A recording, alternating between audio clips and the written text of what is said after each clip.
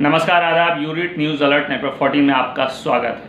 आज 2 अक्टूबर इतिहास की सबसे अहम तारीखों में से एक। राष्ट्रपिता महात्मा गांधी और पूर्व प्रधानमंत्री लाल बहादुर शास्त्री का जन्मदिन। गांधी और शास्त्री व्यक्ति नहीं, व्यक्तित्व और विचार है। महात्मा गांधी और लाल बहादुर शास्त्री की आज जयंती, पूरे देश ने इसको मनाया और महापुरुषों को श्रद्धांजलि दी। राजघाट पर और विजय घाट पर दोनों महापुरुषों को श्रद्धांजलि दी गई। पूरे देश में सरकारी और निजी कार्यक्रम हुए। 2 अक्टूबर 1869 को गुजरात के पोरबंदर में मोहनदास करमचंद गांधी जी का जन्म हुआ था और दक्षिण अफ्रीका से 1915 में भारत लौटे गांधी ने स्वाधीनता संग्राम का नेतृत्व किया था और गांधी के जन्मदिन को देश अब एक राष्ट्रीय पर्व के रूप में मनाता है। वहीं दूसरी तरफ सादगी और ईमानदारी की मिसाल कहे जाने वाले लाल बहादुर शास्त्री का जन्म 2 अक्टूबर 1904 को बिहार के मुगलसराय में हुआ था। वो जवाहरलाल नेहरू के बाद भारत के दूसरे प्रधानमंत्री बने थे। ये तो बातें हुई महात्मा गांधी और लाल बहादुर शास्त्री के पैदाइश के सिलसिले में। लेकिन एक तरफ गांधी जी, दूसरी तरफ लाल बहादुर शास्त्री की ज़िंदगी की सादगी इतिहास के पन्नों में दर्ज है कि किस तरीके से प्रधानमंत्री रहते हुए भी उन्होंने अपना जीवन पूरी सादगी से व्यतीत किया और कहीं ना कहीं आने वाले राजनेताओं के लिए वो एक मिसाल है और आज के दौर के राजनेताओं को उनसे सीखने की ज़रूरत है कि किस तरीके से जनता की सेवा सादगी के साथ की जाती है। वहीं दूसरी तरफ राष्ट्रपिता महात्मा गांधी, जिनको पूरा देश इज्जत, आदर, एहतराम, सम्मान के साथ देखता है, उनकी पूजा करता है, उनको याद करता है, उनको श्रद्धांजलि देता है। लेकिन पिछले कुछ वर्षों में देश में ऐसा माहौल पैदा हुआ कि गांधी के खिलाफ आवाज़ उठाने वाले कुछ लोग उभरने लगे। देश में एक ऐसा माहौल बनाने का प्रयास किया गया जो गांधी बनाम गोडसे के रूप में सामने आया। ये देश की बदनसीबी थी, सरकार की कमज़ोरी थी, देश की जनता की कमज़ोरी थी कि उन्होंने इस चीज़ को पनपने दिया। लेकिन फिर भी गांधी उस शख्सियत का नाम है जो सिर्फ भारत देश में नहीं बल्कि विदेशों में भी बहुत सम्मान के साथ गांधी जी को देखा जाता है। और सिर्फ ये ना सोचा जाए कि 2 अक्टूबर को सिर्फ और सिर्फ हमारे देश यानी हिंदुस्तान में ही गांधी जी को याद किया था। पूरी दुनिया गांधी को याद करती है। कुछ ना कुछ तो व्यक्तित्व और शख्सियत गांधी जी में थी जिसकी वजह से आज पूरी दुनिया उनको याद करती है। और आज 2 अक्टूबर 2023 को पूरे देश में गांधी जयंती के अवसर पर स्वच्छता पखवाड़ा मनाया गया। बहुत सी तस्वीरें सामने आईं और कहीं ना कहीं दिल और दिमाग सोचने पे मजबूर हो गया कि आखिर ऐसा क्या हो गया इस देश में कि पढ़े लिखे उच्च पदों पर बैठे लोग सफाई के नाम पर झाड़ू लेकर के सड़कों पर उतर। क्या देश में इतनी गंदगी हो गई है कि अब इन लोगों को झाड़ू लेकर के सड़कों पर उतरना पड़ा? क्या वाकई देश में इतनी गंदगी है कि इसकी सफाई के लिए स्वच्छता पखवाड़ा अभियान मनाया जा रहा है? ये बहुत अहम बातें, इस पर गौर करने की ज़रूरत है। सिर्फ कागजी कार्रवाई पूरी कर लेने से देश न तरक्की करेगा न देश में स्वच्छता होगी। क्योंकि बहुत सी तस्वीरें ऐसी नजर आई जहां पूरी तरीके से सफाई है लेकिन लोग ज़बरदस्ती झाड़ू लिए खड़े हैं। कहीं कहीं तो ऐसी तस्वीरें नजर आई जहां बच्चों को झाड़ू थमा दिया गया। ये एक ऐसे पहलू हैं जिस पे चिंतन करना बहुत जरूरी है। लेकिन वास्तव में गांधी जी ने क्या कहा था, इस पर गौर करने की जरूरत है। क्योंकि गांधी जी ने जो कहा उस पर हम गौर ही नहीं करते। अगर उस पर हम गौर करते तो आज शायद ये स्थिति हमारे बीच बिल्कुल भी ना आती। गांधी जी की चंद अहम बातें आपकी खिदमत में पेश करूंगा। पहली बात की, महात्मा गांधी ने कहा था कि राजनीतिक स्वतंत्रता से ज़्यादा ज़रूरी स्वच्छता है।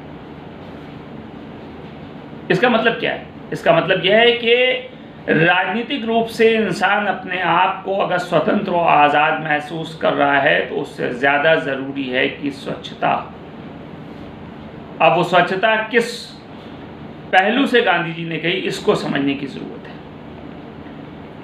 दूसरी चीज़ उन्होंने कही कि यदि कोई व्यक्ति स्वच्छ नहीं है तो वो स्वस्थ नहीं रह सकता। अब स्वच्छ नहीं है, स्वस्थ नहीं रह सकता, इसका मतलब ये नहीं है कि अगर वो नहाया नहीं है तो वो जिस्मानी तौर पर स्वस्थ नहीं रह सकता, बल्कि स्वच्छ नहीं है।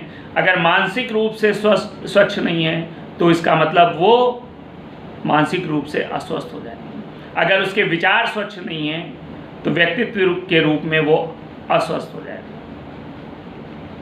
इस बात को हमें समझने की ज़रूरत है।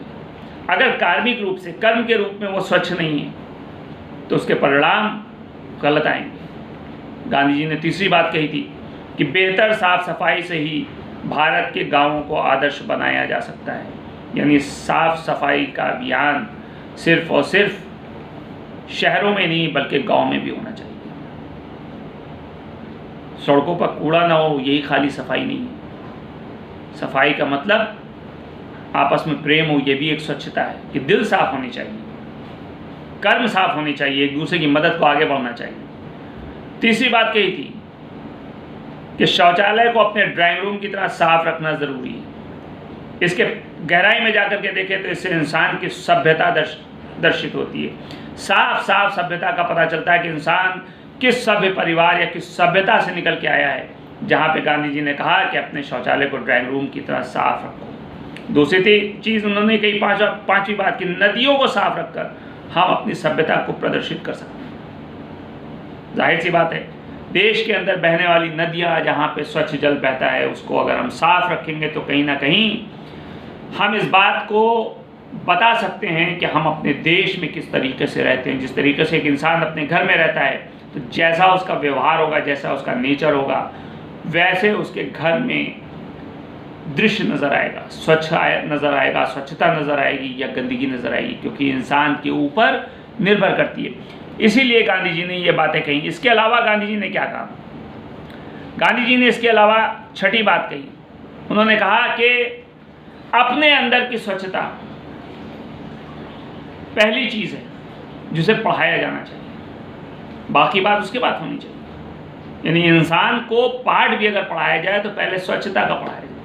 स्वच्छता का मतलब क्या हो गया? स्वच्छता का मतलब ये हो गया कि अगर इंसान शिक्षा ग्रहण कर रहा है तो स्वच्छता के साथ करे, उसमें बेईमानी ना लाए, साफ सफाई रखे।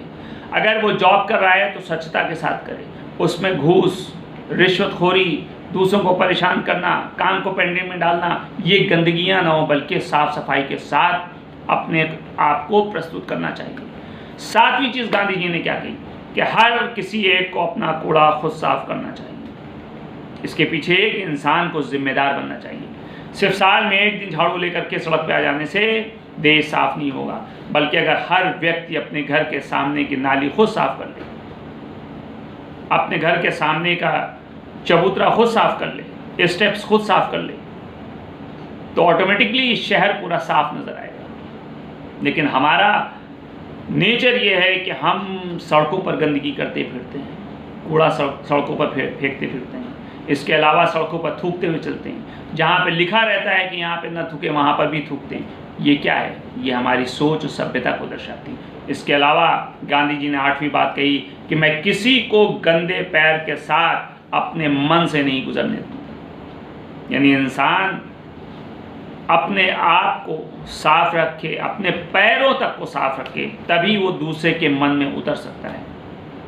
गांधी जी ने सिर्फ ये बातें देश के सामने इसलिए नहीं रखी कि गांधी जी के जन्म दिवस के अवसर पर या उनकी शहादत के दिन सिर्फ और सिर्फ हम सुरक्षा पखवाड़ा मना लें, नहीं, इसलिए रखी ताकि ये चीज़ें हमारे सामने एक तस्वीर की शक्ल में, एक नज़ीर की शक्ल में, एक एग्जाम्पल की शक्ल में, एक प्रेरणा की शक्ल में हमारे सामने रहें, हम उसके ऊपर काम करें। उसके अलावा गांधी जी ने नवीं बात जो कही, उन्होंने कहा कि अपनी गलती को स्वीकारना झाड़ू लगाने के समान है जो सतह को चमकदार और साफ कर देता है। सवाल यह है कि आज स्वच्छता पखवाड़ा में जिन्होंने पूरे देश में जगह जगह निकल करके झाड़ू लगाया और सफाई अभियान में हिस्सा लिया, काबिल तारीफ है। लेकिन हमको इसमें सकारात्मकता पैदा करनी होगी। मैं इस काम की आलोचना नहीं कर रहा हूँ कि लोग झाड़ू लेकर के सड़कों पे निकल आए, सफाई कर, अच्छी चीज़ है, लेकिन इसका असर दिखना चाहिए, इसका परिणाम दिखना चाहिए। अगर इंसान से कोई गलती हो जाए तो फ़ौरन अपने उस गलती को स्वीकार कर लेना चाहिए। और 10वीं और आखिरी बात गांधी जी ने कही कि स्वच्छता को अपने आचरण में इस तरीके से बैठा लो कि वो आपकी आदत बन जाए। आज देश में इस बात की बहुत ज़रूरत है। आज देश में जो बेरोज़गारी है, जो परेशानी है, जो महंगाई है, वो सिर्फ और सिर्फ भ्रष्टाचार की वजह से। और भ्रष्टाचार क्यों है? क्योंकि इंसान का मन नहीं साफ है, इंसान का कर्म नहीं साफ है, इंसान का काम नहीं साफ है, इंसान की सोच नहीं साफ है, इंसान की फिक्र नहीं साफ है, इंसान का दिल नहीं साफ है, इंसान का मन और मस्तिष्क नहीं साफ है। इंसान सिर्फ और सिर्फ गलत काम करने की तरफ लगा हुआ है।